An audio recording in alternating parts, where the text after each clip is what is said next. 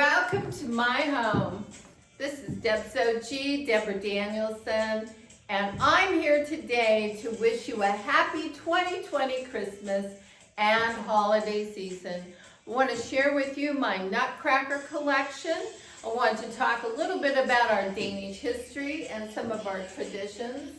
And today I'm coming to you as the Nordic Snow Queen of Denmark, Copenhagen, and don't you love these boots? We got the Danish hearts on them, but most of all, we're going to have fun talking about great recipes and great little traditions that you can have in your own family to make this Christmas special, happy and loving. So here we are in the front parlor, and it is hilarious how I got started collecting nutcrackers. It was quite by accident. So you'll see this little guy has this magnificent sword, and so does this one. And because they're so fierce looking with, oops, got too many implements over here. Because they're so fierce looking with all of their jewels and beautiful costuming. I'll let you take a look at this from head to toe. I just love these for, like, you know, the entrance. And don't they sort of remind you of the Wizard of Oz and the guards that were at the castle gate when Dorothy and them went up and knocked on the door and they needed help? That's why I put them here. I just thought they were lovely and they looked fierce. And then in the entryway over here, back in the nook, here's another very Nordic, very regal looking nutcracker. Now, he is pretty much made out of some kind of polyurethane or some kind of plastic, who knows what. It's weather resistant and he can go outside. The other two are totally wooden. You can see they're wooden, and you can see from the back that they have fur for hair. Now these over here in this little nook, you can tell we're very ready for Christmas. These I bought for Sophia, and these are hers, and I'm keeping them for her right now. And but these little guys, all of these guys are 6 foot. That's kind of like the minimum for the big ones. They're 6 foot, and they all are very, I guess, you know, kind of like an occupation, right? So this one's a drummer. These are guards. Some are soldiers. Each one of these nutcrackers has their own little thing that they're supposed to be doing. They tell a story. And when I went to Copenhagen for the first time to visit with my family and my relatives over there, they said, well, what do you like, Deborah? What kind of a gift could we get you? And I said, well, I collect nutcrackers. So if you could get me a nutcracker, a Danish nutcracker, oh my gosh, I thought that would be like the biggest prize in the world, sort of like the Germans. You know, the Germans really started all of this. But lo and behold, I got over there and my cousin didn't really understand that these were nutcrackers that were decorative. So she bought me a real nutcracker. Anyway, this is my latest nutcracker who, oh my gosh, I just adore him. He lights up. As you can see, he plays music also. And where do you think they put the knob at?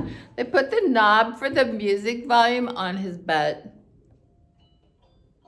There we go. Anyway, I think this guy looks like the Burger King guy. Sort of weird.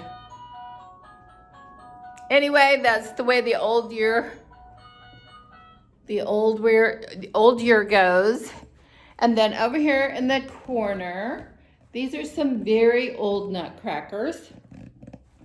And I've got some Danish ornaments actually hanging around on some of my nutcrackers. This one here is Danish. It's made out of straw. Came from Copenhagen. And that's one of the gifts from my cousin. And then this one back here is one of my very favorites. His little sword broke though, so I have to glue it back on. So we have like a triage unit here where we have to work on them. So his little sword goes on his hand. So this is another guard. This guy here, he's kind of in charge of the reindeer. That's his little job. Now these are about 4 foot tall. And then coming around into the kitchen, we're going to go in here and you will see, this is where we filmed probably the majority of the time. But you'll see here another Nutcracker who's 6 foot, and he is definitely lit up from head to toe. And he has a Merry Christmas sign, he has a beautiful gift, and he has that beautiful white hair and beard. So he's just very classic, very, very Nordic looking. I do have a few Nutcrackers that are, but they're only about 12, 13 inches tall, and they're Arab. They are gorgeous, very Mediterranean looking kind of vibe from another set that I have. And then I do have some that also are very, I guess, kind of like cultural. I have some that look like they're from Asia, some from India. I'm just fascinated because I think that Nutcrackers should represent happiness and goodwill for the whole earth. So I love Nutcrackers because they look happy and they remind me of protection. And let's face it, they're just kind of elegant looking and strategic looking. So the rest of my Nutcrackers, when my dad was alive, I used to take the fireplace here, which has 3 tiers to it. And I would take hours and hours and hours to line up my Nutcrackers. And I have all in over 100 Nutcrackers. But now I just don't like to get them all out because some of them are very delicate. And a lot of the very first ones I got have rabbit or some kind of other animal in that rodent family hair on them. And so they dry out or they get very delicate over time. So they're kept safely away. And I do have a little crystal Nutcracker up in the kitchen here. I think it's a Waterford crystal, and I just love it. And Farah got me this beautiful snowflake when she was over in London, and it's got that beautiful little blue thing in it there, but it looks like a very beautiful, I gotta show you this. It kind of goes with my beautiful Nutcracker here. So right next to that is one of my favorite programs with Christmas Vacation. And then another couple of things that we do. We watch Christmas Vacation every year. And then, of course, the Moose and the Punch and the Eggnog. And, oh, yes, A Christmas Story. I love this little kid. He's so good in it. Anyway, these are some of our family traditions. We love to sit down together, have a magnificent homemade meal. Cranberry salad is my mother's favorite thing to make, with fresh cranberries, heavy whipped cream, which is delightful, and then some walnuts.